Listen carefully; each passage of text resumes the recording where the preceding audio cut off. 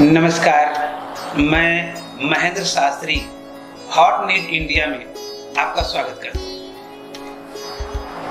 आज हम आपसे रूबरू हो रहे हैं। जो आज की तिथि है, आज के दिन हैं, नक्षत्र हैं और आज सत्ते अट्ठे का जो व्रत है महालक्ष्मी का, इसको लेकर के काफी कंफ्यूजन है समाज में। इसी विषय पे हम चर्चा करेंगे और आपको बताएंगे कि इस व्रत को कैसे रखना चाहिए, क्यों करना चाहिए, इसका प्रभाव क्या है और इसके लाभ क्या क्या है। तो हम सबसे पहले ये बात करेंगे कि जो श्राद्ध पक्ष हैं, ये श्राद्ध पक्ष क्यों मनाए जाते हैं और इनकी शुरुआत कहां से हुई। बंधुओं, श्राद्ध पक्ष हमारे पितरों के निमित्त होते हैं, जो भाद्रपद पूर्णिमा से शुरुआत होती है और आश्विनी अमावस्या तक के जो 16 दिन होते हैं उनको हम श्राद्ध पक्ष के नाम से जानते हैं, जो विशेष करके हमारे पितरों के लिए होते हैं। इनकी पूजा करने से, पितरों की पूजा करने से जो हमारे टेवे में पितृदोष होता है वो समाप्त हो जाता है। पितृदोष जब होता है तो हमें कई संकटों का सामना भी करना पड़ता है। कभी कभी आपने देखा होगा कि किसी परिवार में सब कुछ होने के बावजूद संतति नहीं होती, संतान नहीं होती, और ये सबसे बड़ा कष्ट जीवन में मनुष्य के होता है जिसके संतान ना हो। तो और ये कब होता है? जब हमारे पितृ नाराज होते हैं। तो ये जो समय 15 दिन का, 16 दिन का हमें मिला है, ये हमें पितरों को मनाने का समय मिला है। इन पितरों में हमें श्राद्ध कर्म करना चाहिए, अपने पूर्वजों को याद करना चाहिए, उनके लिए श्रीमद् भागवत महापुराण, पितृ गायत्री के आदि अनुष्ठान भी करवाने चाहिए। ये जरूरी नहीं है कि हमारे टेवे में पितृदोष हो तभी हमें इनका सम्मान, तभी हमें इनका पूजन, तभी हमें इनका श्राद्ध कर्म करना चाहिए। नहीं, ये हमारा नैतिक धर्म बनता है कि हम अपने पितरों को याद करें। 15 दिन के लिए आते हैं और अपना ढेर सारा आशीर्वाद हमें देके जाते हैं। बंधुओं, बात आती है कि ये पितृपक्ष की शुरुआत कैसे हुई। तो मैं आपको बताना चाहूंगा कि एक ऋषि थे जिनका नाम था निमि। निमि नाम के ऋषि ने अपने पूर्वजों को जल और तर्पण के द्वारा प्रसन्न किया, तो उनके पूर्वजों ने आशीर्वाद दिया।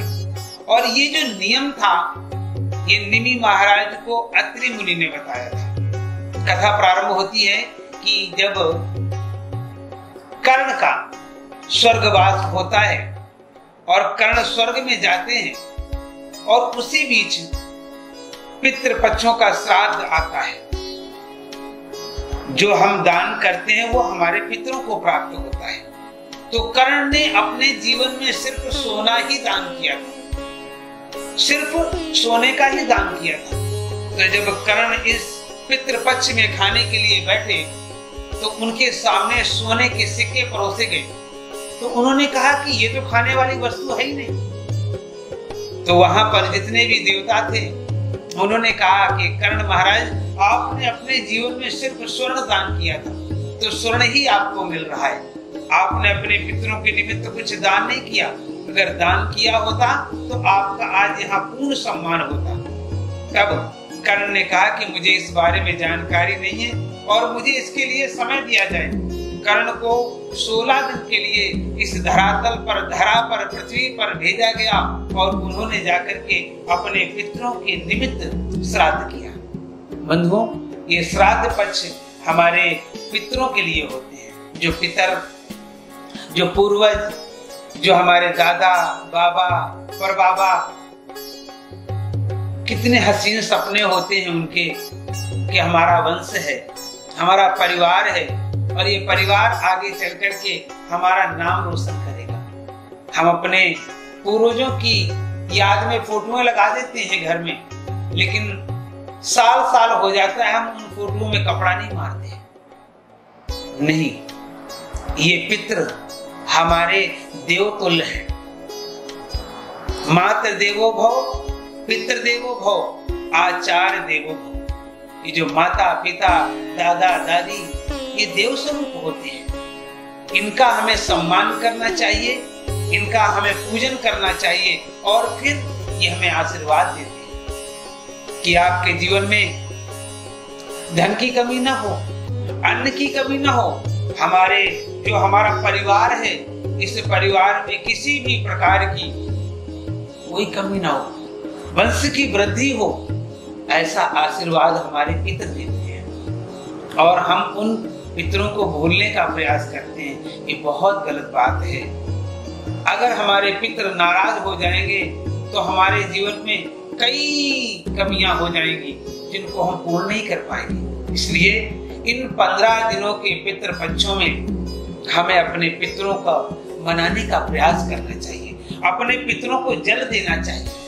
सूर्य को जल देने से हमारे पितरों को प्राप्त होता है। गायत्री का पाठ करना चाहिए, पितृ गायत्री का पाठ करना चाहिए।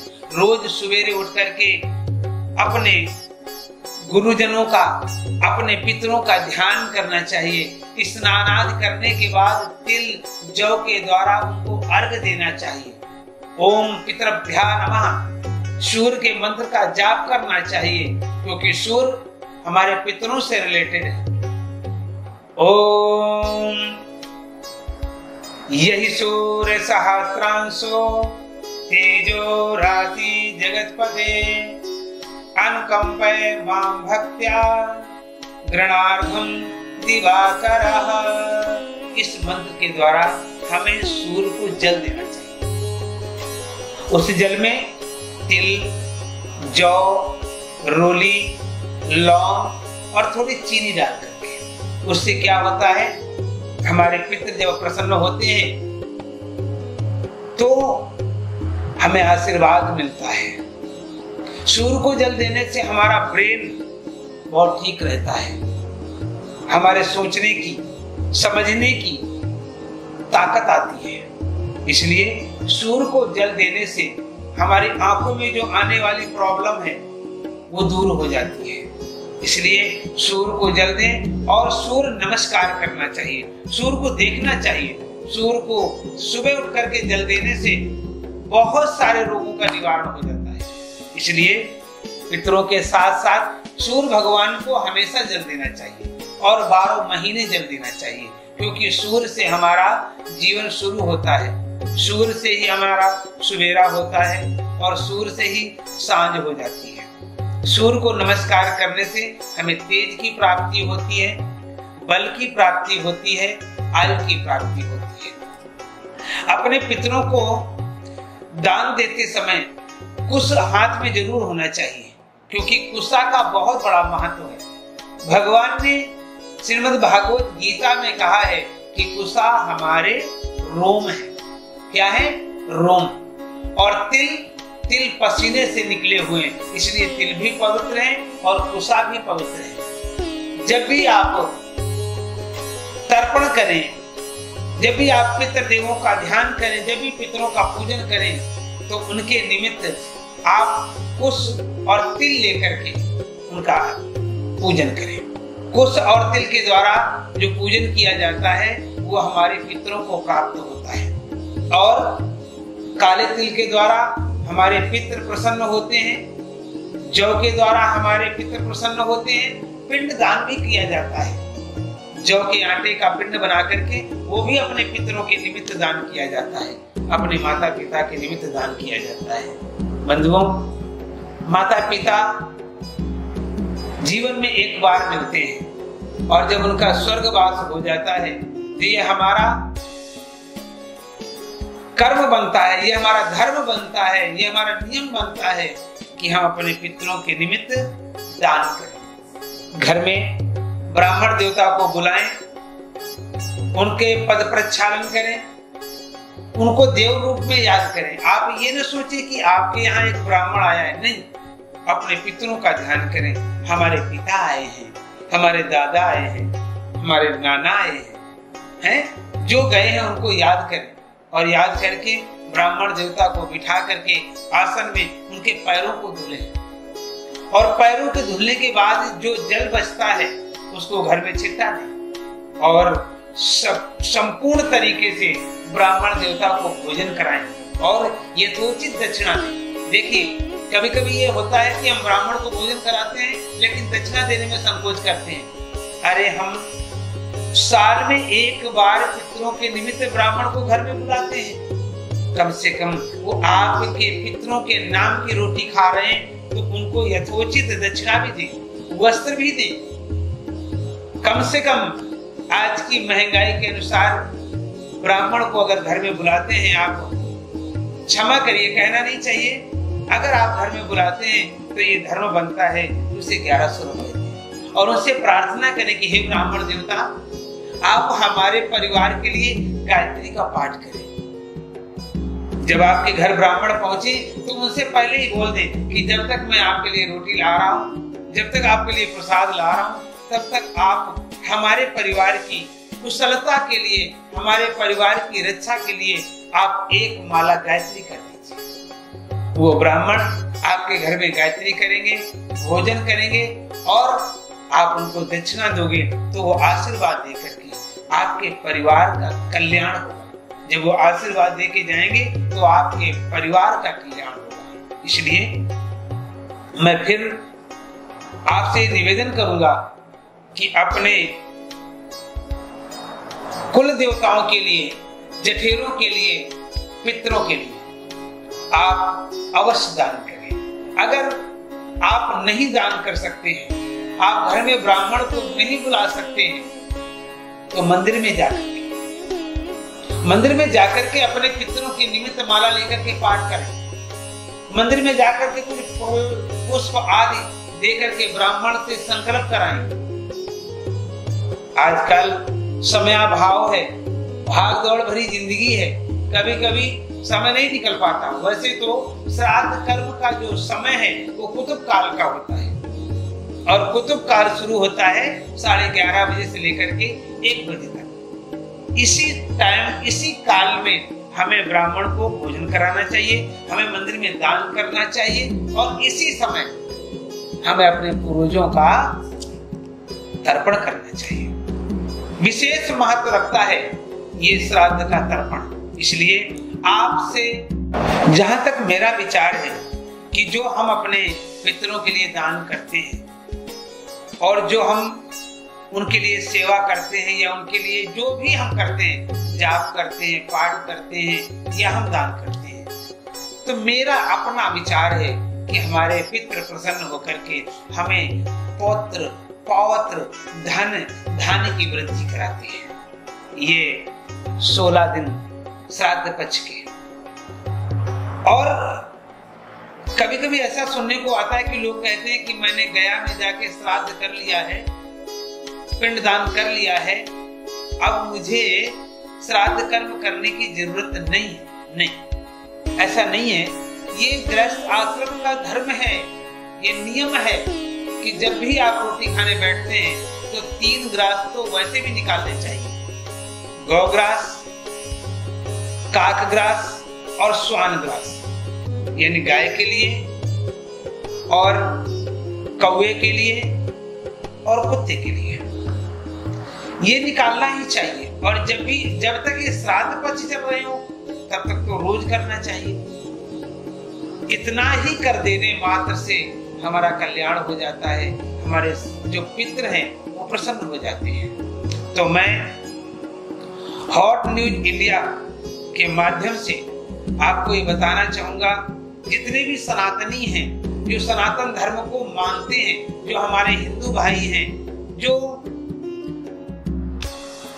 हर तरीके से सत्य को मानने वाले हैं, क्योंकि सनातन क्या है?